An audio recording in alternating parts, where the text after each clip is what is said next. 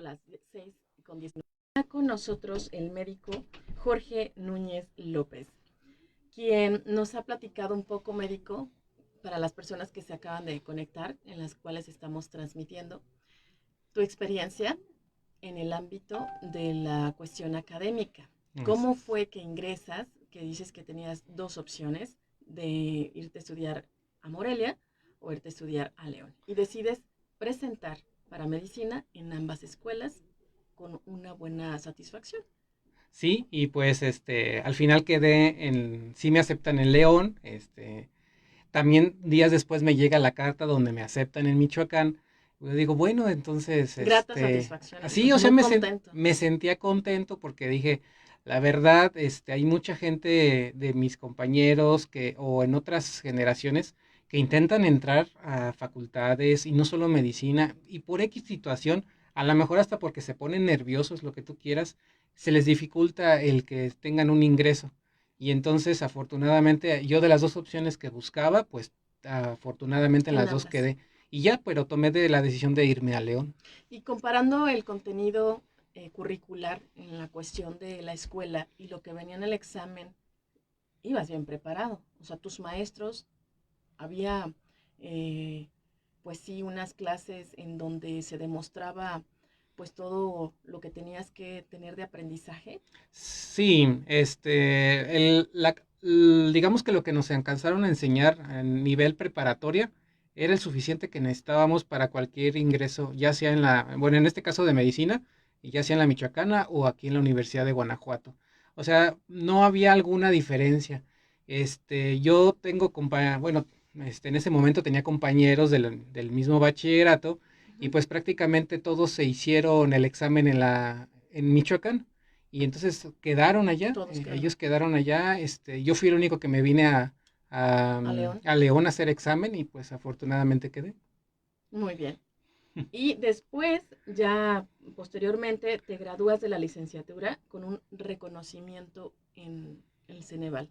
Sí, nuestra titulación es a través de evaluación por el Ceneval en la Universidad de Guanajuato y posteriormente, dependiendo del resultado, del puntaje, no me acuerdo ahorita cuál es el puntaje, pues te dan que estás certificado con conocimientos básicos para medicina, pero después de un cierto porcentaje te dan un reconocimiento de que por alta excelencia. Ujú, como tú lo obtuviste, Así es. por alto puntaje. Y posteriormente, ya que, bueno, que te gradúas de la licenciatura, que te entregan este reconocimiento de Ceneval por alto puntaje, realizas la especialidad de medicina integrada en el Hospital Civil de Morelia, con un aval universitario por la Universidad Anáhuac, que nos platicabas también. Sí, y pues nosotros como médicos nos enfrentamos muchas veces cuando salimos de medicina, ¿qué vamos a hacer después?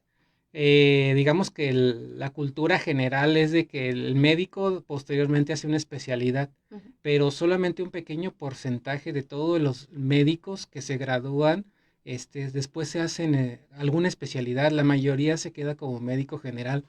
¿Por qué crees que suceda esto? Mira, primero es por la cantidad de plazas que existen para que el gobierno pueda dar una beca durante la preparación de la residencia médica y puedas estar teniendo tanto la beca como el espacio en un hospital para que puedas hacer esta especialidad. O sea que sí requieres también, aparte la situación económica o la solvencia, Sí, para pues poder financiar esa educación. sí, porque también hay en muy pequeñas cantidades, pero sí existen especialidades en las cuales pues tú pagas y te generan como una especialidad.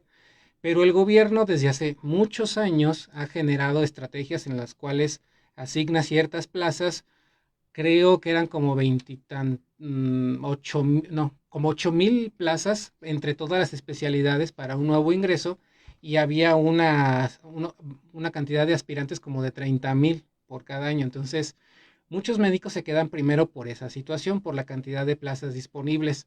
Segundo, algunos, por ejemplo, yo cuando estaba cursando la carrera, sí Sí. en general tuve la idea de hacer una especialidad. Me interesaba mucho neurocirugía o traumatología cuando estaba terminando la carrera Pero mucha gente, muchos médicos no se dan cuenta que a veces las carreras, bueno, más bien la atención que podemos ofrecer a los enfermos en un consultorio como médicos generales es muy integral, muy satisfactoria porque nos van formando de como que debemos de ser los mejores y también eso va como objetivo de ser el mejor especialista. Pero a veces las carreras se les olvida enseñar de que la base de la medicina es el médico general. Y pues muchos médicos, aunque salgan graduados, no tienen esa noción o no tienen ese, digamos, ese ímpetu de decir, yo quiero atender al paciente desde la base, desde la familia. En realidad, medicina general debería de ser la base donde el médico que es médico general tiene más conocimiento porque debe de abarcar todas las áreas. En cambio, los especialistas nada más son como tal especialistas en ciertos temas y van definiendo su carrera, pero un médico general debe de conocer de toda la situación de salud de O lo que sea puede que enfrentar también a los pacientes. integre un poco más lo humano. Así es. Y entonces lo que falta es que muchas veces dejemos esa cultura a las universidades. Y las universidades lo que tratan de hacer es de promover médicos que vayan a hacer la especialidad y que salgan como especialistas. Por ahí, por eso es tanta la necesidad o la demanda de que querer ser especialista. Y se nota como de que pues están quedando relegados, pero en realidad nuestra profesión debería de ser de formarnos a ser un médico, un buen médico general. Muy bien, pues hay una recomendación para quienes están por ingresar a las filas O que estén ya cursando o las que estén carreras de cursando medicina. y que tengan esa duda. Sí. ¿Qué hago? Sí, y por ejemplo en mi caso, cuando yo iba saliendo, Sí. pues estaba formándome la idea de hacer una especialidad al final. El último año de la carrera es el área de servicio social y muchas plazas de esas es hacer un servicio social en una comunidad por un año, donde estamos dando atención de primer nivel, de primer contacto, como tal, puramente la medicina general. En ese año que a mí me tocó, yo lo realicé aquí en la comunidad de San José de Mendoza de Salamanca y me encantó la forma en cómo se debe de otorgar esa atención, darle un seguimiento integral al paciente, porque pues tenemos que saber que a lo mejor viene a veces enfermo de algo, no sé, en el caso de una mujer, algo ginecológico, luego algo digestivo, algo neurológico, y debemos integrar todos sus problemas y no separarlo como los ve a veces el especialista, que yo nada más veo lo ginecológico, yo nada más veo lo neurológico.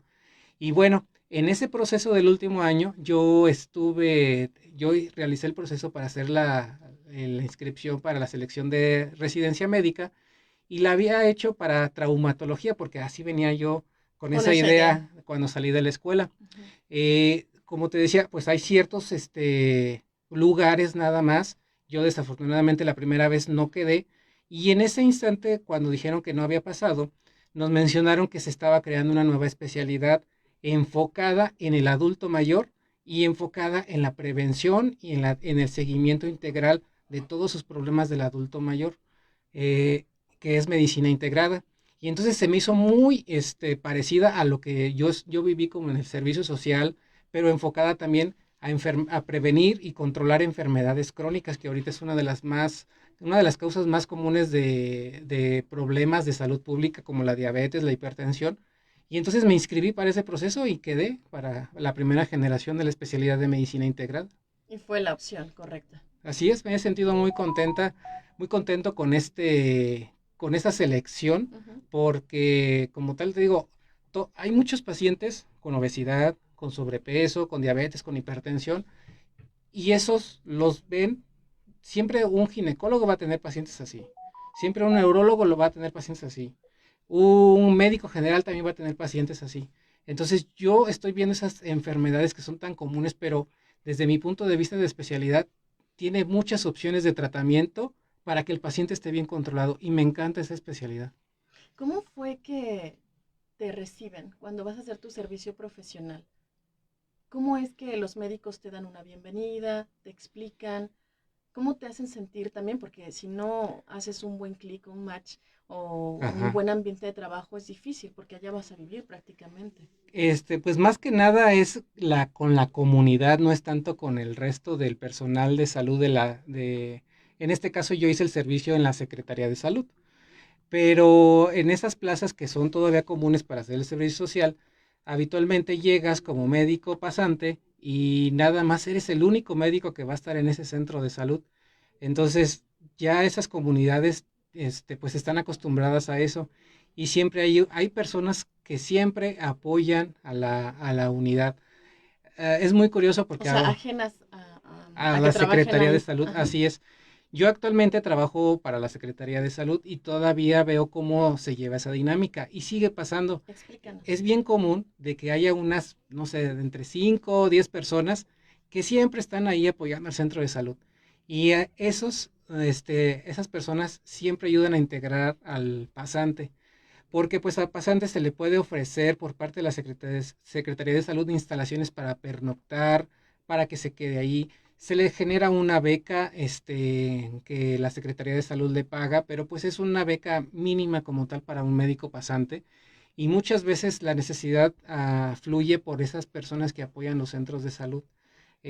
Por ejemplo, en mi caso, yo tuve mucha ayuda de varias personas ahí de la comunidad de San José de Mendoza, Ujú. con la señora Rosa, con la señora Estela, las ubico muy bien todavía porque pues ellas eran las que apoyaban tanto mis necesidades a veces personales como de necesidades que yo tenía como para darle seguimiento al centro de salud. Prácticamente a mí me tocó ser como el encargado de la unidad de ahí de San José de Mendoza. Qué experiencia, ¿verdad? También adquieres. Y también el poder de decidir, porque bajo de ti hay mucha responsabilidad. Sí, porque al final de cuentas debía de organizar los servicios médicos. O sea, tenía que organizar la consulta externa o organizar los reportes que tenía que entregar al centro de salud aquí de Salamanca o gestionar adecuadamente a veces los insumos que debían de llegar. Eh, Pero si te lo explican, todo eso te dan, te- o vas descubriendo ciertas cosas. A mí se me ha hecho muy curiosa esa parte del servicio social y se los platico a los nuevos pasantes que van entrando. Ustedes van entrando, les vamos a ir explicando lo mejor posible, pero seguramente el día que digan ya me sé todo es el día que se van a tener que ir. Sí, sí, o sea, tenemos muchos programas, pues, en los cuales van integrándose cada vez más, un poco más aquí en Guanajuato para la Secretaría de Salud. Y sí cuesta trabajo empezarlos a conocer todos. Hay unos pasantes que desde luego se integran muy bien, hay otros pasantes pues que les ¿Qué les cuesta? cuesta, porque también en esta parte de ser pasante también hay un tema de administrar la salud, no solamente de llegar a dar una consulta. La administración de salud a veces es un tema que se ve muy poco en las facultades de medicina o prácticamente nada. ¿Y en qué consiste? Pues es esa parte que te comentaba de cómo organizar la consulta, que sabemos que toda la consulta que se dé independientemente de la institución de salud, aunque fuera también privada, ¿Privada perdón, particular? debería de haber reportes estadísticos, reportes epidemiológicos, y Ah, ¿no lo entonces, solicitan? Eso sí lo desconocía. o sea, siempre se debe de hacer. El detalle es que como médicos, cuando estamos en la carrera, no conocemos que eso es una necesidad. Y cuando llegamos a la consulta, a veces pero si yo nada más quiero venir a dar consulta, ya, yo no quiero venir a llenar un papel, un reporte. Pero hay que dar un seguimiento. Pero ahora yo desde el lado que estoy trabajando en la secretaría, para mí es muy importante que cualquier personal, incluyendo a los médicos pasantes, puedan generar reportes para saber qué necesidades requiere la clínica, qué productividad realizan, porque en base a eso podemos gestionar muchas cosas para la unidad. Son resultados que te arrojan para saber qué hacer, qué hace falta. Así es. Y entonces, aunque los pasantes, pues, a veces llegan con esa idea de que nada más van a dar consulta, sí se requiere que estén integrándose al área, en cierta manera, al área de la administración de cada una de las unidades. Actualmente, pues, estamos tratando de que la Secretaría de Salud, a través de sus cabeceras municipales, estén organizando los servicios para que no sea una gran carga para ellos, pero siempre va a haber una necesidad de que ellos se integren a todas esas actividades. Muy bien, entonces también tuviste una buena formación en el servicio social y te gustó y lo disfrutaste, que eso es lo ideal. Así es, sí, o sea, yo como servicio social también me encantó, estaba muy contento en la localidad donde yo estuve, no solamente atendía pacientes de San José de Mendoza, sino también de todos los alrededores. Actualmente, por ejemplo, hay una unidad en el Estanco, pero en ese momento no existía esa unidad y también atendía gente desde aquellas regiones del Estanco. Bárbaro, todavía el documento administrativo, todo eso. Así es. También participaste en la redacción de uno de los protocolos federales de atención a las enfermedades crónicas no transmisibles, específicamente en la adherencia al tratamiento. ¿En qué Sí, consiste? fíjate que cuando estuvimos, bueno, yo en mi caso, con mis compañeros de residencia, cuando estuvimos en la residencia, nos invitaron a participar en los diplomados de enfermedades crónicas, de atención contra las enfermedades crónicas no transmisibles que estaba ofertando el Instituto Nacional de Salud Pública. Y entonces dentro de las actividades que era de llevar en cada uno de esos diplomados, había ciertas actividades donde en algún momento nos invitaron a hacer, pues, propuestas de cómo deberíamos de llevar la adherencia a los tratamientos crónicos en nuestros pacientes.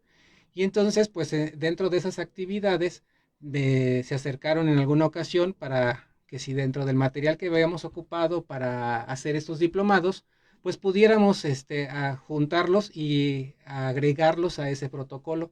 En el protocolo en el que afortunadamente participé, el objetivo era ese, el de adherencia al tratamiento, porque es muy frecuente que llegas a la consulta con cualquier enfermedad, pero más en las enfermedades crónicas y que requieren tratamientos por largo tiempo.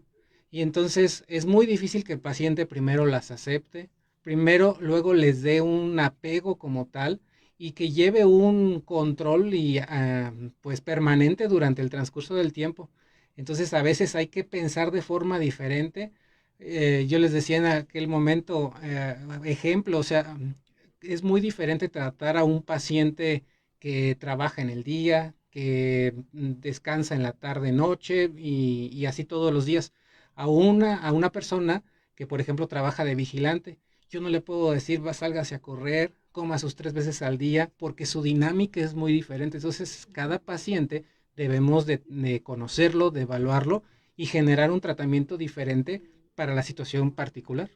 Sí, depende como bien dices, de su jornada de labores, a qué se dedique, su situación económica y demás. Sí, sí, sí, es muy importante porque desde ahí muchas veces perdemos al paciente para que haya una buena adherencia. Si no le explicamos o no lo conocemos primero de a qué se dedica, Sus qué hace, hábitos qué puede alimenticios, hacer, exacto. no nos vamos, va a ser muy difícil que nos adaptemos. Yo sé que a veces todos los compañeros que están en el área de nutrición, tienen excelentes recomendaciones, pero a veces se pueden quedar un poquito cortas donde nada más se les oferta 3 raciones de verduras, 3 raciones de frutas Y o son cosas así, organismos distintos. pero a veces las capacidades de adquirir esos alimentos pueden variar. Inclusive llegábamos al punto donde podíamos trabajar con el paciente con los mismos alimentos que ya consume, nada más con ciertas variaciones. Es muy diferente que le digamos, es que nada más puedes comer frutas y verduras, a que a la persona que está acostumbrada a que pues todos los días se come una torta, pero bueno, vamos a orientarlo. Esta torta debe de llevar una verdura, debe de llevar cierta carne, evita nada más las mayonesas en exceso y la cantidad. A lo mejor es una persona que se come 2 tortas al día para desayunar. Bueno, es muy diferente si te come nada más una torta y la completas con una fruta. Debemos de adaptar muy bien, Más más individualizado, individualizados los personalizado. tratamientos en estos pacientes con enfermedades crónicas. Bien, médico, y hablando de eso precisamente, ¿tú qué recomendarías en el ámbito profesional laboral para evitar tantos conflictos, tanto de pacientes que se pudieran quejar de que han sido maltratados en la cuestión del servicio que han recibido y también prevenir conflictos en el ámbito profesional, en las relaciones de trabajo? La Pues actitud tiene mucho que ver, supongo. actitud sí, pero yo creo que lo que impera más en estas situaciones es la comunicación o falta de comunicación. Lo veo en la relación médico-paciente. Si el médico nada más llega y le dice, tú tienes que comer frutas y verduras y tomarte las pastillas 3 veces al día, y no hay una retroalimentación de nuestro paciente hacia el médico, ¿Cómo si te tiene sientes? dudas, si se ha tomado el medicamento, si realmente se apegó a su dieta en los últimos meses. A veces la falta de comunicación lleva a situaciones de que no, pues el médico ni me entiende, el médico no me escuchó. Y yo les he dicho a mis compañeros médicos, hay que escuchar a nuestros pacientes, confirmar y rectificar que entendieron. Entonces, si nosotros damos una indicación es, a ver, señor o señora, repítame lo que le comenté, quiero ver que haya entendido. Y muchas veces es esa falta de comunicación, inclusive para nuestros pacientes, de que si hay alguna am, inconformidad, una duda que pueda generar después un problema, en ese momento, doctor, no entendí muy bien, doctor, me parece como que yo no voy a poder llevar ese ejercicio que usted me está pidiendo, tengo esta duda, o sea, siempre es comunicar y esto puede pasar, yo, como te digo, en la relación médico-paciente, pero hasta en actividades laborales, si no hay una buena comunicación, si no hay un buen entendimiento, pues es muy propicio de que vaya a haber un conflictos. Conflictos, exactamente. Y entonces, con el paciente sí generar ese vínculo de confianza para que también tenga la oportunidad de decir cómo se siente o las dudas, como tú dices. Así es, y como toda la relación, al principio se trabajan, habrá relaciones que desde el principio, a mí me cae muy bien el paciente, el médico, perdón, o de médico a paciente es de que, este paciente acepta muy bien, entiende todo. Hace caso. Habrá relaciones de médico-paciente donde pues se van formando poco a poco, se van generando las confianzas entre las dos partes y pues las menos, pero a veces pasa de que no, yo a este médico no le tengo confianza y yo para estos pacientes o personas que nos escuchan y si Ujú. tienen una situación así donde no tienen confianza con el médico, pues tengan la libertad o tengan ahora sí que la confianza de decir, no me siento a gusto, voy a buscar una segunda opción. Tal vez no es de que esté haciendo algo mal el médico, ¿no? O que haya no es de que se esté dejando un tratamiento malo o que le va a perjudicar, sino a veces la misma confianza es la que va a ayudar a que haya una buena adherencia, un buen apego a los tratamientos y a la falta de esta, pues va a ser más difícil que haya un buen entendimiento para llevar un tratamiento. ¿Has tenido tú alguna experiencia que te haya marcado en el ámbito profesional? Pues es que son algo importantísimo, no creo. Más bien es que voy viviendo muchas situaciones dependiendo de las situaciones hasta donde he estado. O sea, nosotros, por ejemplo, cuando cursamos perdón, la carrera de medicina, al tercer año aproximadamente nos empiezan a llevar a guardias. Y empezábamos a hacer guardias cada En semana y después hospitales. a los hospitales y después se van integrando cada vez más días. Y entonces, en la práctica médica ves de todo. O sea, por eso no creo que haya Cabeza algo. fría, decías hace un momento. Sí, de hecho, pues empiezas a saber cómo actuar de acuerdo a la situación. A veces en algo urgente hay que actuar con una cabeza fría y saber qué paso debe de seguir ahorita, qué paso debe seguir después. Y yo sé que mucha gente no tiene, no está capacitada para eso. Es más fácil que empiecen a pedir auxilio, a gritar, a alterarse. Entonces, en ese momento a veces nada más con una simple acción resuelves todo. Y en otras ocasiones, por ejemplo, en una consulta, pues hay que tener un poquito más de intensidad, así de, a ver, nuestro paciente llegó enfermo con fiebre, tenemos que buscarle muchas situaciones, a ver, hay que revisar desde pies Ujú. hasta cabeza, desde la espalda, enfrente, y tener la actitud de estar Muy siempre receptivos. buscando algo extra. Muy bien. Entonces, pues prácticamente sería un consejo. Entonces, no desistir y sí tener la actitud y las alertas en cuestiones de qué hacer, cómo hacerlo y no perder la concentración.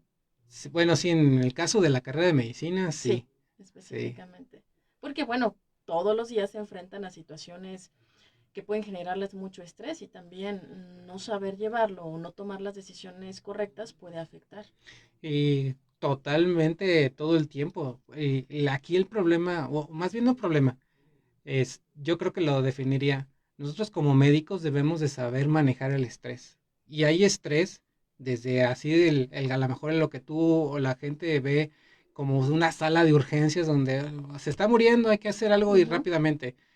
O hasta en la misma consulta, a veces viene el paciente, mm, empieza a mencionar vengo enfermo de tal, a lo mejor ya viene después con el hijo y quiere que le ayudemos al hijo. Y a veces por ejemplo, en los médicos que trabajamos en instituciones, pues a veces tenemos tiempo medido, en particular a veces no, pero a veces el hecho de que haya necesidades que no contemplamos nos genera también un estrés que hay que saber manejar. ¿Qué puede pasar? De que al ratito el médico esté malhumorado, en la décima consulta le conteste un poco Ujú. feo Al al paciente. paciente. Y sí, o sea, es muy importante saber cómo controlar este estrés. Los médicos debemos de tener unas, a ver, yo desde mi punto de vista, nosotros los médicos somos como muy apáticos, como que no nos gusta relacionarnos mucho en general, pero tenemos situaciones donde, es que a él le encanta irse a bicicleta, a él le encanta andar riéndose que se va al cine todo el tiempo, o sea, siempre debemos de desfogar todo el estrés que vamos acumulando con el tiempo, de alguna forma, porque si no también nos va a pegar mucho a nosotros. Me decía un médico muy bueno de Monterrey que a veces que él recibe las consultas, o a lo mejor podremos decir que es un escenario controlado, no como una sala de urgencias, sino pues tienes a la persona, eh, toda tu atención en esa persona. Y decía, Mildred, a veces lo que hace falta, si bien enferma la persona que he recibido, pero a veces traen tantos problemas como tú bien lo mencionaste, que si el esposo la golpeó o que no tienen dinero y todo ese estrés que le genera viene y lo refleja y lo suelta aquí, porque a veces Ujú. también somos hasta psicólogos. Y la señora tiene un padecimiento, pero ocasionado por un problema emocional que no supo controlar y que no pidió ayuda. Y esas cosas, bueno, pues van deteriorando tu calidad de vida en la cuestión de que empiezas a comer más o tienes ciertas conductas que afectan internamente. Sí, eso es muy común. Yo diría que el médico que no escuche a su paciente, pues va a ser muy difícil que tenga un Resultado. resultado. En general, nosotros debemos primero escucharlo, debemos de saber por dónde viene el problema y como dices, es alta la proporción de consultas que traen, aparte de su malestar físico, que sí es real, o sea, sí vienen por un dolor de cabeza, sí traen un dolor de espalda, pero un dolor de cuello, pero seguramente trae algo atrás que le está provocando. Y es muy frecuente estas situaciones que comentas. Entonces, de ahí también va relacionado a lo que te decía de la relación con el paciente. La A confianza. veces hay muchos pacientes que prácticamente lo único que buscan es ser escuchados. Y a lo mejor una orientación pequeña, un tratamiento algo sencillo que les va a ayudar mucho. Pero sí, sí pasa mucho esa situación. Bueno, y también vamos a continuar con, bueno, esta experiencia laboral que tienes. Ya egresado, estuviste laborando como epidemiólogo municipal de Uriangato por un año. Posteriormente, participaste en la atención médica también en Uriangato. Desde hace más de 10 años has estado laborando en la gestión de salud pública en la jurisdicción sanitaria de Salamanca y participaste como acreditador desde hace 5 años aproximadamente de unidades de salud a nivel federal. Actualmente eres integrante del Colegio de Médicos de Salamanca, siendo el vicepresidente. Sí, ahora sí que me he metido en varias cosas. Muchos aplausos, muchas No, campanitas decían por gracias. todos esos logros. Pues después de haber salido de la carrera de la especialidad, lo que buscaba era un área laboral estable y me la dio la Secretaría de Salud aquí en Guanajuato. Entonces, yo siempre he estado muy del perfil de la salud pública, donde veo las necesidades de la gente. En este caso también se ve una necesidad municipal. Y ahorita que estoy en la jurisdicción sanitaria, abarco necesidades de 6 municipios que son Jaral, Moroleón, Salamanca, Uriangato, Valle y Uriria, en el cual el enfoque es salud pública, en la cual hay que prevenir. Y va muy relacionado a la especialidad que tengo, porque aunque yo estoy capacitado para atender al paciente hipertenso, diabético, lo que queremos es no tener más pacientes de este tipo. Y debemos de generar estrategias que podamos implementar en la población para no llegar primero a esas enfermedades, pero también a la par para estarlas detectando a tiempo. Porque una enfermedad que se inicia su tratamiento a tiempo, en el caso de las crónicas, va a tener menor repercusión en un futuro. Y también es importante no dejar de la mano la atención que requieran. O sea, si ya tenemos un paciente diabético, hipertenso, pero ya también empieza a tener problemas, debemos controlar esos problemas para que no le generen una mala calidad de vida. Y pues sí, o sea, en este punto de vista, desde estar en la secretaría me ha generado también otras actividades laborales que me han dejado contento, como es esa parte de que me han invitado a ser como evaluador de unidades de salud por parte de la Secretaría de Salud Federal, donde he tenido experiencias de ir a varios estados, por ejemplo, como Veracruz, Chihuahua, Sonora y otros, y reviso como un evaluador externo cómo está la calidad de esas unidades médicas de la Secretaría de Salud de cada estado. Y pues nada más es de acuerdo a una cédula para que tengan criterios mínimos de calidad y que puedan funcionar. De hecho, aquí en Guanajuato también nosotros recibimos visitas de otros estados para que nosotros pues veamos si estamos cumpliendo con una calidad adecuada y principalmente para la seguridad de los pacientes. ¿Y qué pasa cuando entregas ese diagnóstico? ¿Hay un seguimiento y después vas a corroborarlo? Sí, nosotros como evaluadores externos de otros estados apoyamos a un evaluador federal que es el que encabeza esas actividades. Entonces vamos a un estado, vemos unas 15, 20 unidades esa semana y pues entregamos los resultados al evaluador federal. Él ya le dará seguimiento con cada estado donde dirá, bueno, pues tú tienes un déficit aquí a lo mejor en tal atención, a lo mejor te faltaron estos medicamentos y eso ya es una retroalimentación directa con cada uno de los estados. Y funciona. Y pues sí, porque pues si no tienen esos criterios, pues a la unidad médica no va a tener el catálogo, ¿cómo se le dirá? Los El parámetros concepto para para decir evaluar. que está acreditada para una atención en salud. Muy bien. Bueno, y finalmente ahorita que mencionas lo de la salud, de que hay muchas enfermedades crónicas degenerativas, Ujú. ¿qué mensaje de recomendación le podrías dar a la población para prevenir? Que nosotros debemos buscar que haya hábitos saludables en nuestra vida. ¿Qué pasaba años anteriores? Pues participo en el programa de consulta a tu médico Ujú. y en estos programas siempre les digo, ¿qué pasaba hace unos 30, 40 años? Sí había diabéticos, sí había hipertensos, pero eran muy por debajo de la cantidad que actualmente tenemos. ¿Qué ha cambiado? Son los hábitos. Antes, a lo mejor caminábamos más. Ni siquiera era porque nos fuéramos a los gimnasios, sino nada más había más actividad física porque teníamos que caminar al trabajo, a la escuela, perdón, a hablar, visitar a la familia. Ahorita todo eso se soluciona con una llamada, con un mensaje de celular y nos ahorramos toda esa actividad física. Entonces debemos de buscar mayor actividad física de la que actualmente tenemos. Antes también había menos alimentos industrializados, procesados en grandes cantidades con contenido energético. Entonces ahorita debemos de forma consciente buscar que nuestros alimentos cada vez sean con mayor proporción de alimentos saludables. Generalmente no hay unas dietas correctas para todas las personas, cada persona va a tener una dieta diferente, pero la proporción entre verduras, frutas, eso es muy importante, algo de cereales, algo de carnes, y evitar lo que antes no teníamos, los alimentos procesados con grandes cantidades de grasas y azúcares. Eso es lo que hay que evitar. Un factor bien importante que muchas veces no tomamos en cuenta son las calorías líquidas.